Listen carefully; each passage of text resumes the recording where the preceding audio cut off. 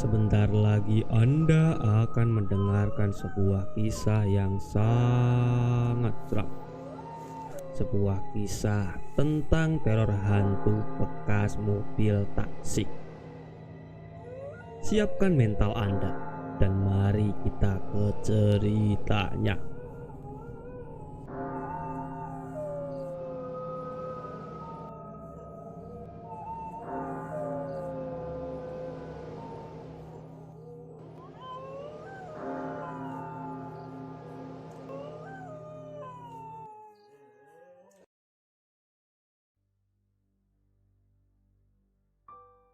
Sebut saja namanya Andi. Setiap ada waktu selo, Andi meluangkan waktunya membuka marketplace untuk mencari kendaraan yang mau dia beli. Kebetulan budgetnya hanya sekitar 50 sampai 60 juta. Setelah beberapa kali ia mencoba scroll, akhirnya ada salah satu mobil sedan keluaran tahun 2004 sampai 2005 dengan harga murah. Ia juga tahu kalau mobil itu adalah bekas taksi. Tanpa pikir panjang, Andi klik iklan itu. Andi lalu menghubunginya lewat Messenger. Halo, siang om, mobilnya masih? Oh iya, ini masih.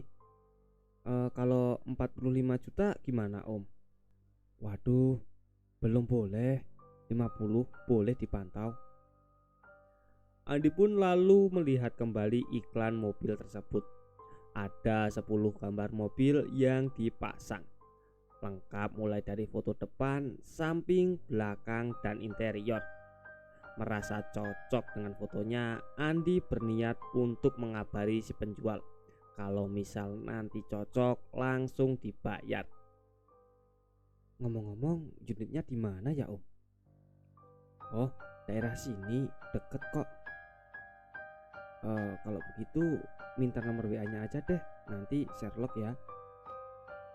Setelah Andi dan si penjual berbagi nomor WA, Andi langsung meminta Sherlock untuk mengecek mobil yang mau dibelinya. Singkat cerita, Andi tiba di tempat si penjual mobil. Karena begitu excited, Andi pun buru-buru mencoba mobilnya. Om, ini minusnya apa ya? Oh, kalau yang ini pajaknya aja mas, sisanya tinggal pakai. Tapi apa kata si penjual ada benarnya. Ketika Andi mencoba, tidak ada tanda-tanda suara ledakan di dalam mobil. Biasanya kalau mobil bekas taksi seperti itu, pasti kaki-kakinya sudah rusak atau minta ganti. Merasa cocok, Andi lalu membayar cash 50 juta di tempat. Awal mobil itu tiba di rumah, Andi lalu mencucinya. Dia merasa sangat senang sekali karena baru kali ini Andi memiliki mobil setelah beberapa tahun ia menabung. Andi jadi bisa leluasa pergi kemana saja dengan mobilnya sendiri tanpa harus meminjam punya teman. Tapi keanehan itu baru muncul setelah 1 minggu di rumah. Mobil warna hitam Andi mulai tercium bau yang menyengat. Awalnya Andi belum menaruh curiga. Dia masih berpikir positif. Mungkin karena mobil bekas jadi berbau aneh. Tapi setelah dia cari sela-sela mobil itu, Andi tak menemukan apapun. Kok aneh ya? Apa ada binatang yang mati? Tapi kalau binatang mati pasti bau busuk. Andi pun memutuskan untuk menyalonkan mobilnya, berharap bau amisnya itu hilang. Tapi setelah mengeluarkan uang 500.000 untuk salon mobil, bau itu tetap saja muncul. Dan anehnya mulai tercium menyengat ketika sore menjelang malam hari. Apalagi pewangi yang Andi berikan juga tidak mampu menghilangkan bau itu. Sebagai marketing di bank swasta, lembur dan pulang malam sudah biasa Andi rasakan. Baru saja keluar dari halaman kantor, tiba-tiba Andi membaui aroma amis yang begitu menyengat. Ia lalu berhenti, menoleh dan memastikan bahwa tidak ada barang ataupun benda-benda aneh yang tertinggal dalam mobil. Setelah yakin, ia lalu melajukan kembali mobilnya. Kali ini Andi memilih untuk membuka kaca agar bau amis itu hilang. Sepanjang perjalanan pulang, Andi mulai merasa tidak nyaman dengan bau amis itu. Apalagi sekarang dibarengi suara perempuan menangis. Sambil menyetir, Andi membaca doa. Tapi suara tangisan perempuan itu berlangsung cukup lama. Bahkan setelah Andi memasuki jalanan sepi, suara tangisan itu terdengar lebih jelas dan keras, seperti orang yang sedang merintih kesakitan. Andi pun mulai merasa ada yang tidak beres. Tak sengaja, Andi menoleh ke arah spion kabin. Di sana dia bisa melihatnya. Ada sesosok wanita sedang menatapnya dari jok belakang. Andi sempat bertatapan sebelum akhirnya Andi menginjak rem secara mendadak. Dengan cepat Andi menoleh ke belakang. Kosong. Tak ada apapun dan siapapun. Sejenak Andi terdiam. Nafasnya memburu. Tubuhnya gemetar. Pandangannya menatap lurus ke jalan sembari mencerna kejadian yang baru saja dia alami. Setelah dirasa tenang, buru-buru Andi menekan pedal kopling dan memasukkan gigi satu dan langsung menginjak gas pelan. 10, 20, 30 km. Suasana masih sama. Sepi, hening, dan menegakkan. Tapi Andi masih mencoba untuk berpikir positif. Semoga apa yang baru saja dia lihat hanyalah halusinasi karena kelelahan bekerja. Sesampainya di halaman rumahnya, Andi tak sempat memarkirkan kendaraan di carport. Dia memilih untuk segera bergegas masuk ke dalam rumah, membersihkan diri sebelum lanjutnya tidur. Di dalam kamar, Andi masih terbayang-bayang oleh sosok perempuan yang sempat ia lihat di jok belakangnya. Tapi tak lama, pikirannya teralihkan oleh sesuatu yang lain sebelum akhirnya tertidur lelap. Minggu pagi. Karena masih merasa penasaran, Andi mencoba untuk mengecek kendaraannya. Ia membongkar jok belakang mobilnya untuk membersihkannya. Siapa tahu dia menemukan ada benda-benda aneh yang menyelip, seperti kata teman-temannya. Namun setelah Andi membongkar dan membereskan, ia tak menemukan apa yang dikatakan temannya itu. Melainkan ia menemukan bekas celana dalam milik perempuan yang sudah berwarna merah darah yang sudah mengering. Melihat hal itu, Andi pun buru-buru memasukkan bekas celana dalam itu kembali ke dalam plastik kresek warna hitam dan berniat menanyakan kepada seseorang yang lebih paham. Malam harinya Andi berniat ingin bersilaturahmi sekaligus menanyakan tentang barang temuannya itu. Tapi baru di pertengahan jalan, Andi merasai ada hawa aneh yang tiba-tiba saja muncul. Di dalam mobil, Andi merasa ada hawa dingin yang berbeda. Pada tombol AC masih di angka 1 dan temperaturnya paling kecil. Tapi Andi merasa seperti ada sesuatu yang menempel di lehernya yang membuat kedinginan. Dan tak hanya itu saja, lagi-lagi dia mendengar ada tangisan merintih dari seorang perempuan.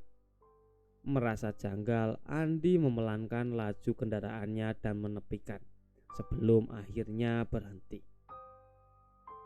Andi diam sejenak, berdoa di dalam hati.